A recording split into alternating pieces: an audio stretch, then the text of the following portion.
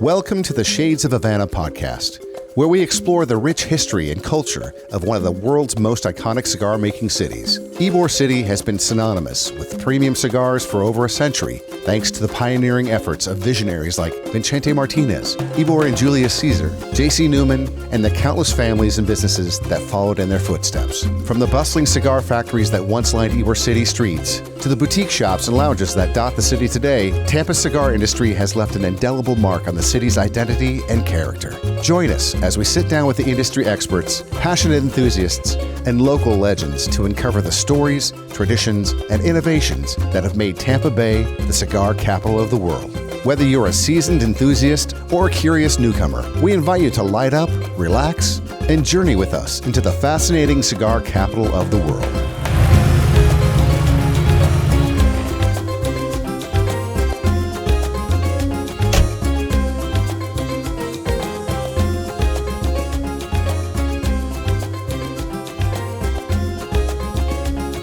What are you smoking?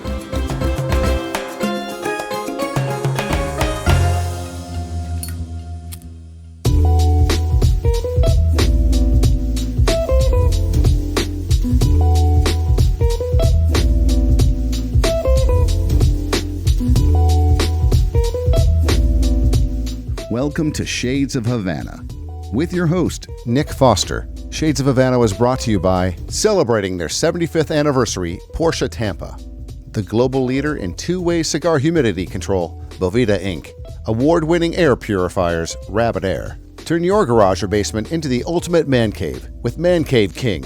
When you're looking to purchase or refinance your home, fund your bliss at Bliss Mortgage. For the latest styles in golf and beach apparel, Fluke Apparel Company. And treasure awaits. Visit Tampa Bay. How's it going, everybody? I'm Nick Foster. We're here at Shades of Havana. We're at the gorgeous J.C. Newman Cigar Factory. It is their 128th anniversary, and we've got a great panel of guests here who all work here at the factory, and they're going to tell us a little bit about themselves. Hey everybody, I am Kara Guagliardo. I'm Executive Director of Hospitality and Community Engagement here at J.C. Newman Cigar Company. Hi everybody, welcome. I am Aimee Cooks. I am Vice President and General Manager at Reloj, which is J.C. Newman Cigar Company. Hello, I'm Dalonde Clark with Dalonde Cigars. I do events and promotions and brand ambassading. Great, well welcome. Thank you guys for coming on the show today. It's so great to see women in the industry. And I know we were chatting a little bit about it, and having a retail store, I know that it's very important to us to cater to women, and just want to go down the line and talk a little bit about how it is being a woman in the industry. How do you market differently to women in the industry? Do you approach a customer a little differently if it's a female? Like, how do you perceive that in your time in the industry? Wow, that's a lot of heavy questions to start off on the bat. Throwing it out. It's interesting. I've been in the company for 13 years, and even just within that time, I've seen an incredible change of women in the industry. I know Aimee has as well. Our marketing team has been all women the whole time I've been here, or the majority of the time I've been here. So we're always thinking about how do we target women, and not only how do we target them, but how do we introduce the art of cigars and the leisure that comes along with it, like the relaxing activity that it is, to women who might be intimidated by it. So that's actually something one of my coworkers and I, Monica, who's the marketing director here, have been focusing on really for the last year through a podcast series similar to this where we interview women. Cool. It's called She Smokes Too, and we want to do is make women feel more comfortable and give them the knowledge so they can walk into a cigar shop where sometimes they're looked at as an alien, and just feel comfortable to give it a try and to get in there with their guy friends or go out and make it a girls' night and see if they like it for themselves. Excellent. And what are you smoking right now? I have a Cuestre Centrofino. This is what I think is a really underrated cigar in J.C. Newman's cigar line. It's made by our partners, the Arturo Fuente family, and it's just a really great, classic, medium-bodied cigar. Excellent. Mm-hmm. Yeah. So first, welcome. I don't know if this is your first visit to my first time here. J.C. Newman and our historic building, El Reloj. So welcome. I do agree with Kara. I have a little more seniority, I guess. I've been here for 26 years. and really watch the industry very much change, which was great. When I first started, it was a very sort of male-dominated kind of industry. There were smoke shops out there, not a whole lot of lounges, and I just appreciate the fact that when you walk into a lounge, and we're in Cigar City, we're in Tampa, so we have access to a lot of lounges, that you see women going in and actually sitting down and enjoying just, like men do. And they've got a lot more experience, a lot of them, than even I do, having been in the industry for 26 years. And it's very refreshing to me that I don't have to feel intimidated in going to a lounge somewhere and sitting down with just a group of men. Excellent. Yeah. Hi again. No. Welcome, and thank you for having me on your show. With me being in the field, actually, having conversations with the people, the women, the men. The women have come a long way, because I've been in the industry I've been with the company for about 13 years, about the same time as Kara, and I've seen the growth with the women smoking. And now that I'm in the field and interacting with them, I think it's about teaching and giving people the education about cigars, because people get thrown off by the cigars. Because when I first started, all the women was like, or they lifted their nose up, but not understanding the creativity, the cigar industry has. Like, it's a good conversation starter. It's a group of people most of the time. If cigar is not a cheap industry to be in, first off, so it kind of separates people, on different levels. Not to say that other people are on lower levels or anything, but it really classifies people. And being in the field as well, teaching women how to smoke the cigars, even men, because some men get turned off. Most people, what they do is, when they're offering people cigars, they give them the wrong cigar. So instead of, their friends are just smoke this, they're not explaining it, or they'll give them a really harsh cigar and they're not able to appreciate it. So it's just about learning and understanding, the industry. That's all. It's just like if somebody had a palate for Chardonnay and you forced a Pinot Noir on them, they would think all wine was awful, right? But it's just finding the right cigar for a person's palate. Exactly. And they usually find it a lot more I've appealing. done that a lot, just educating people on the cigars, because it's a beautiful thing. We all enjoy it, right? Yes. So I have to say that, Kara's on the marketing side, and so is Dalonde. And with the increase in social media and how many platforms are out there, has really helped women, sort of be recognized in the cigar industry. I talked about, I'm a vice president and general manager. First female general manager at Newman Cigar Company in their 128 years. I'm pretty proud of it. If I think a lot about it, it gets overwhelming. But the point being that it was always kind of considered a male kind of dominated industry.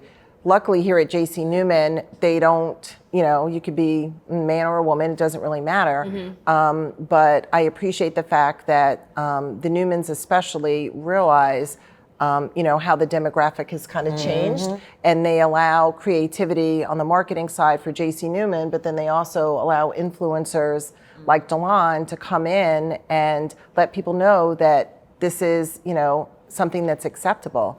And through all demographics, you can go into a cigar shop and, meet the person that just fixed your plumbing, or you can go in there and, meet somebody that owns a multi-million-dollar corporation, and you sit there and you have a conversation over a cigar. And it's really quite that easy. I if you think about have two retail stores, and I have a guy that just got confirmed as a federal judge, and sometimes he's in there sitting next to a guy who's a landscaper, and they have great conversations. And one of the things I strive to do, and what we strive to do on this show, is really focus on the fact that cigars bring people together.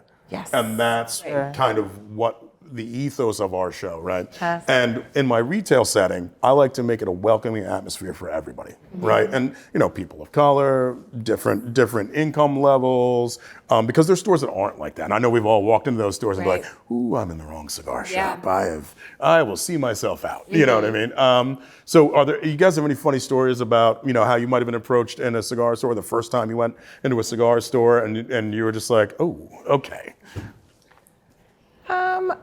I don't know that I have any funny stories. Yeah. I wouldn't consider them funny stories. Well, disheartening. Yes. Yeah, they were, it wasn't, I got into the industry back in 1997. I wasn't a cigar smoker back then. You were a part-time payroll clerk I was at the company. a part-time payroll clerk. I was looking to, just get out of the house and, do something on a part-time basis. But the industry is so, I want to use the word romantic, and it sort of imbibes a spirit that you want to give it a try, So I did, and we were always very welcoming here, but then when you would go out into cigar shops, you weren't always that welcomed. And they kind of treated you as if you didn't know, and they have no idea who I am. I am a very behind the scenes person. You coming here was very exciting to us today, and I put my hat in the basket for yes, I want to sit down and speak to you. But normally I'm a behind the scenes person. But when you walk into a shop, you expect to be greeted, whether you're in a cigar shop or a wine shop or anything, and there really has been a shift, and I've not always been welcomed, for a variety of different reasons, but things have changed and things are getting better. And I also think it's the region.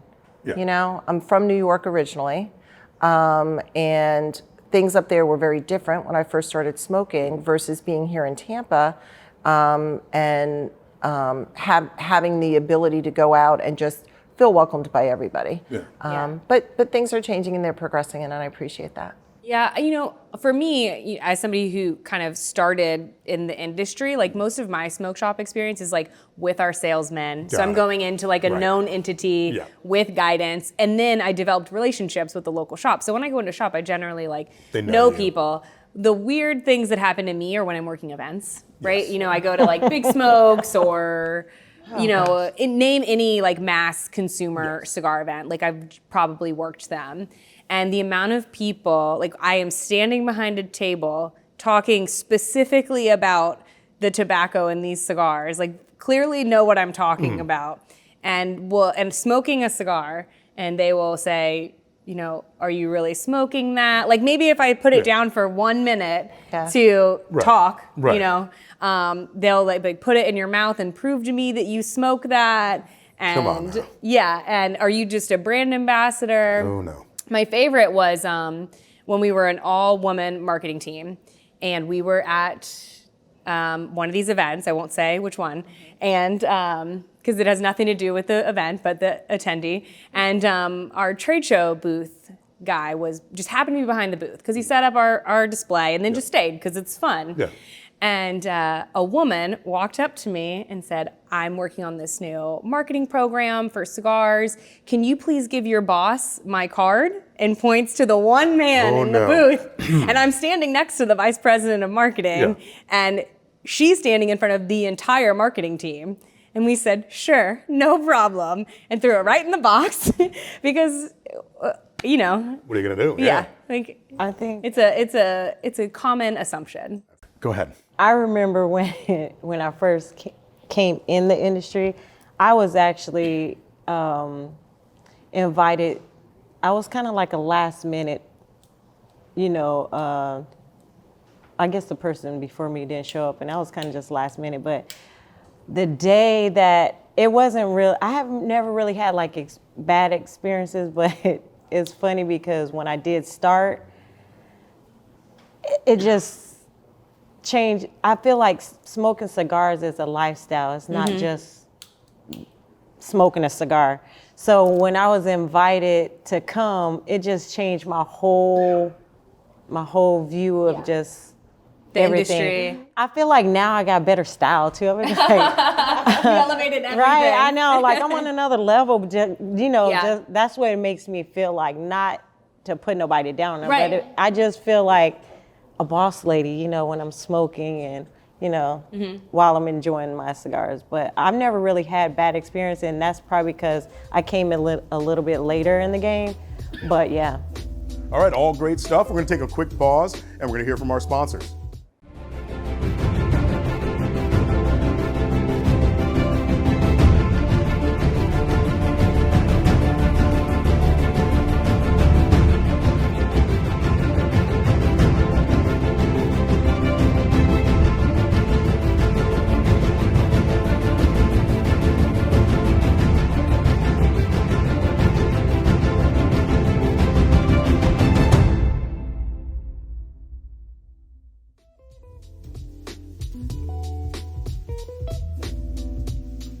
Shades of Havana and Cigar Journal thank you for celebrating and watching our historical J.C. Newman 128th Year Anniversary Series. As a sign of appreciation, we'll give you a 1-year free subscription to the digital magazine. Access the best information on the global cigar world at Cigar Journal. Scan the QR code and apply the coupon code SOH23 Tampa prior to checkout. What's up, everybody? Chris Payne here, CEO and founder of the Fluke Apparel Company. In honor of this historical event, the Fluke Apparel Company will be offering a nice little discount for all you Shades of Havana, you cigar enthusiasts, conversational enthusiasts. All you need to do is go to flukeapparelco.com and at checkout enter the letters SOH and you will receive a 15% off discount of your entire purchase. For those of you that don't know us, we are a beach and golf apparel company formed right here at the Jersey Shore, and we are excited for you guys to be a part of our family too.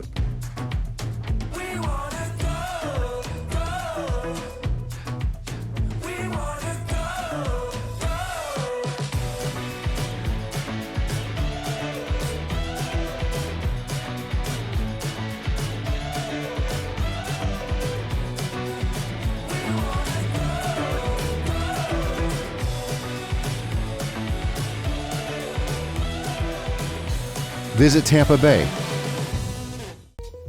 Well, what's funny is I learned never to underestimate the female consumer. I had a customer come in once.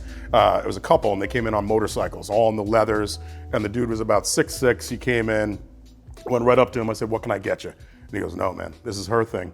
And she goes, "I want a Maduro. I want it to be Nicaraguan. I want it to be a Toro." And since that day, anybody walks in, whoever they are, I just say, "Can I help you find a cigar today?" Yeah. And that's how I do it, because you never know. Right. Yeah. And we have a lot of great women customers who come in, and we're happy to see them, and they come back again and again, and they bring their friends, and it really makes for a nicer. We have to clean up less around the lounge, and it's a nicer environment, and people behave better. Yeah. So I found that I've been smoking since 1992, and so since high school, and I found that cigar shops were a little intimidating. Like, you go in and especially if there's a retailer that's like a stool sitter, right? And it's just that person's friends, and they just sit there and they don't really want to help you. Yeah. And I think the evolution of the industry and cigar shops is that there are more tobacconists who are very knowledgeable, who want to help their customers, who want to grow their customer base, who want to inform people about things. Have you seen that shift from that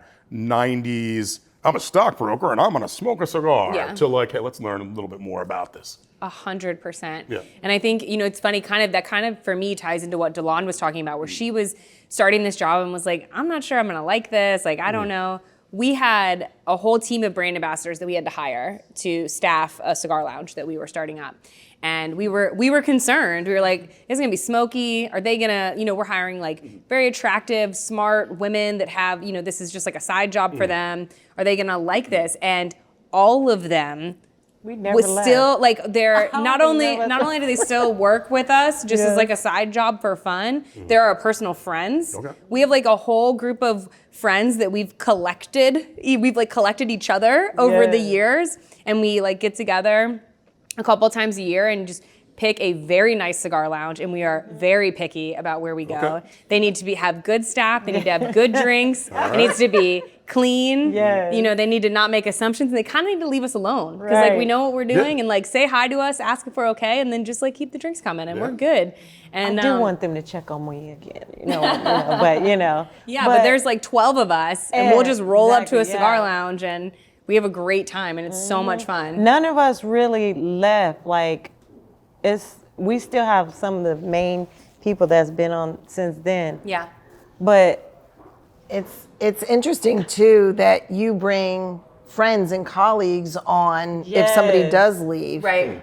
Because it's such, it's such a friendly. It's like a family. It Yeah. is. I've met so many people in the lounges. I'm sorry.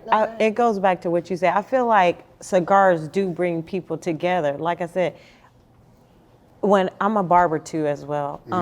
So when I'm cutting guys' hair, when I tell them I smoke cigars, they're like, what? And then I tell them at the hockey, I brought so many people to the hockey games. They're like, and it's a different feel because when they see me as a barber, it's like, when they see me on the other end, they're like, okay. Yeah, you do that. Yeah, right. So, well, it's just fun, just to clarify what she was saying, JC Newman has a Diamond Crown lounge at the hockey arena. Okay. Here. Aimee Arena. Yeah, the Aimee Arena. So during the hockey seasons, it's staffed by members of JC Newman, and we meet so many people just that way that then drive them into other smoke shops in the area to, pick up full boxes of cigars or bundles of cigars, or it brings them here to our historic factory so they can do a tour of the factory. Yes, so the tour too. it's just amazing. And speaking of tours of the factory, we weren't really sure what kind of to expect. And I know that you probably have demographic information on this, but I would say really for every 2 or 3 men that walk through the door to purchase cigars or take a tour of the factory, there is at least 1 woman that's included in that. So And taking we're doing hand rolling classes now. classes. And I love, there's so many people that come in as a couple. Oh, or great. today we had 2 women. They're just coming together, they're friends, and they just appreciate the art. And they might not even smoke cigars, but they love the culture and the artistry of it, and like learning how to do something with their hands that's been done for over 100 years. So it's been really incredible to see. That's excellent. I have a customer I love. She comes in, dragging her husband. He doesn't smoke. He doesn't drink. He just sits there with her. And she has her bottle. She has her cigars, and she's great, and everybody loves her. And those are the type of customers we love to have, whether they're male or female. Right. We love a customer that adds to the lounge, that brings something to the lounge. We don't. We've had a couple people we've asked not to return because of their behavior toward other customers. So. And unfortunately, I think we've all met those. But I think we could all agree that the industry is moving the direction where now you're seeing more inclusive cigar spaces. absolutely. And to that end, what do you think a lounge or a company or a brand can do to be a little bit more attractive to female consumers? Wow, everybody looks at me. I think doing like etiquette classes, teaching the proper etiquette. It's not a proper etiquette, but it is. Because teaching people how to cut their cigar, how to light it, because you can light it wrong and have a bad cigar, or you can cut it wrong and have a bad experience. But I just think teaching people, it's just learning. Yeah, no, I think for a lounge owner or a shop owner, it's to your point earlier, making whoever comes through your door feel comfortable. Yeah.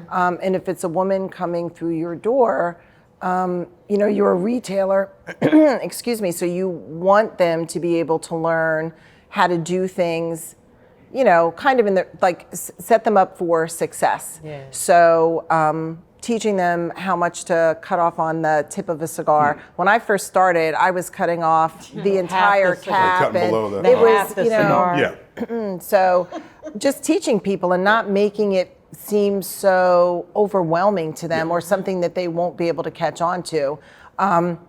Because literally it's a 5-minute conversation that you have. Yeah. And then also about ashing your cigar. I still ash it wrong. I'm fine. It's, Right. I feel like, you go like this or you let it fall naturally. It doesn't matter. You can always Must read. gently roll it Yes, off in the you- ashtray. Or let I it don't sit. know. I have no idea. A lot of people look at me kind of cockeyed, but I don't care. Yeah. You know, Yeah. that's what this lighter is for. You know, I can just, Yeah. relight it myself. So just making them not feel like an outsider. It's Yeah. not a male-only industry anymore.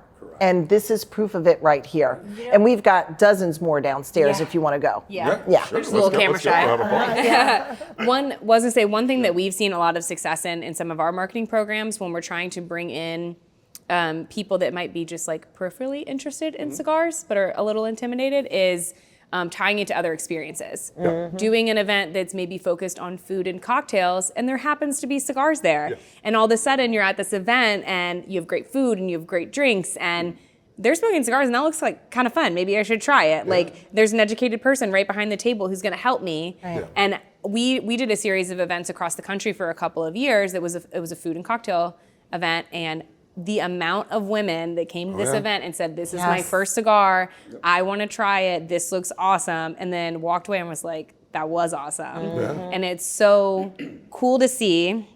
And it goes back to what we see as like the fundamental kind of idea in the marketing of cigars is that people's favorite cigars are tied to experiences. Right. You know, nobody says my favorite cigar is this without saying that I smoked with my dad at my graduation party, Right. that I smoked at my wedding, that I smoked the day my son was born. Right. Like everybody's most memorable cigar is tied to something special. And so giving people these unique experiences for their first cigar is only gonna just make them feel more enamored with the culture and that everybody that enjoys cigars is. And that's excellent because that's so important. Like we do that when we do events as a store. A lot of people do events in their store. Right. I go to a place by us that's been on diners, dives, and drive-throughs, and we get a tequila brand or a whiskey brand, and we bring in a band and we do a buffet. And then we do cigars. Right. So you get people on the periphery of that. You get Right. people who are like, oh, what's that music? Oh, let me come on down. Right. Oh, I like that tequila. And you're not telling them the culture of the cigars, you're showing it to them. Right. And you're Right. letting them just approach it naturally. Yeah. Too, with your store, pairings are really good. Yes. And teaching people the right foods to eat with cigars because I find that when smoking a cigar, if you eat a certain type of food or smoke on an empty stomach, it can actually make you sick, and people don't know that. So having smoking a cigar on a full stomach, like little stuff like that, because my first experience, okay. The first thing you should tell anyone is not to inhale, correct. right? Yep. Okay, and what do? I inhale. And at that point, at first, I was not gonna smoke another cigar, but I gave it another try. But those are like the little details. It goes back to what you were saying, Kara, you know, and the experiences and stuff like that. And it's funny too because some of the things you're saying, some of my customers who are not women need to know those things as Yes. well. Like there are a lot of people who walk in who don't know how to cut a cigar, don't know how to light a cigar. I still have older customers who still lick the entire cigar before they smoke it in ways that would make your stomach turn. And then want to use your cutter. Right, and then want to use the store. Where is the The sanitizer? one on the chain. Nope, don't do it. Well, and I always tell people that's before cigar stores had a humidification, and you had to Yes. lick that wrapper to make sure it stayed on the cigar, right? And that's crazy to watch somebody do that. And also when they mash out the cigar on the ashtray, So you know, disrespectful. I said, listen, it treated you well. Just lay it down. You know what I mean? Show it a little respect. Please. So, when a question I'm wondering about is, where do you see the future of, like, what percentage of cigar smokers do you feel are women, and do you see that growing exponentially over the next few years? I see it. I mean, I feel like it's probably still like yeah. 10%. It's probably still low. Just 10%. Yeah, think probably so? like 10, maybe a little bit more than that. But I think it's growing. And I think it's growing because smoke shops like you are approaching it from a different standpoint, right? They're not retired from their job and just wanted a place to smoke a cigar away from their home with their buddies. You know, it's an experience. They're tying it into better experiences, and then people are learning that, you know what, you can't sit outside a business and puff down a cigar like you would Yeah. a cigarette, you know, and just pound it out and move on. Like if you're gonna smoke a cigar, you need to sit down, you need to relax, you need to take your time, and to kind of force you to carve out that hour is incredible. And that's the only way our friends get together, our cigar friends. And we actually get to sit together for a couple of hours and catch up. Otherwise, we'd never see each other. Yeah, that's true. I feel like that for a social media is huge. I mean, just absolutely huge, especially for our industry, so that people feel like it's not just so exclusive. It's open to everybody. It's open to women. I am super excited about different cultures that are now being brought into the industry that maybe never thought they had a place in the industry. And I am so proud of the fact that we're able to share to these different cultures and maybe break down some barriers that people just assumed that there were in the industry. It was very one note, if that's not too offensive to say to anybody, but it was very one note when I first began.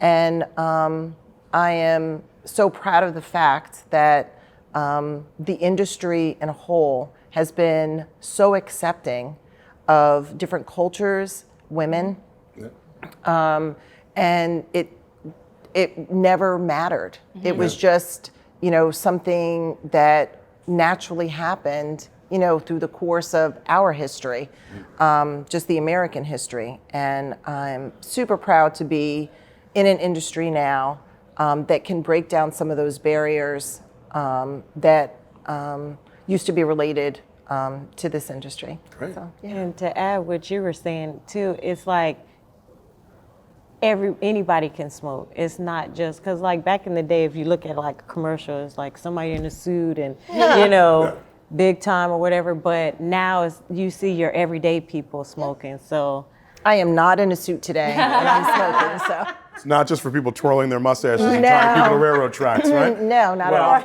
Thank you so much for your time. And I can honestly say that after chatting with you guys, at least JC Newman is really headed in the right direction to embracing the female smoker. And, I see it at the store level as well, that we get a lot more women customers, and we're grateful for all that you guys are doing. So we've had a great chat today, and thank you for having us. And only one question: what are you smoking?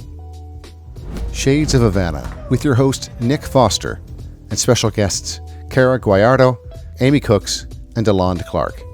Co-producers, John P. Doyle, Steve Zimke, and Cara Guagliardo. Producers, David Zimmel and Erwin Sternberg. Executive producers, Sean Sternberg and Michael R. Doyle. Directed by Rod Weber. Created by Michael R. Doyle and Rod Weber. Camera and sound, Josh Reamer, Oscar R. Urdaneta, and Rod Weber. Editors, Steve Zimke, Rod Weber. Special thanks, Charles Rodriguez, Big Boy Media Group, The Detour Duo, Tony and Sarah, travel content creators, thedetourduo.com. Senior Editor-in-Chief of Cigar Journal, Reinhold Widmeyer, co-founder of West Tampa Tobacco, Ricky Rodriguez, Monica Foster, and the J.C. Newman Cigar Company for allowing us to capture history at the J.C. Newman Cigar Company warehouse in Tampa, Florida. Shades of Havana was brought to you by Tampa Porsche, Bovita, Rabbit Air, Man Cave King, Bliss Mortgage, Fluke Apparel Company, and Visit Tampa Bay.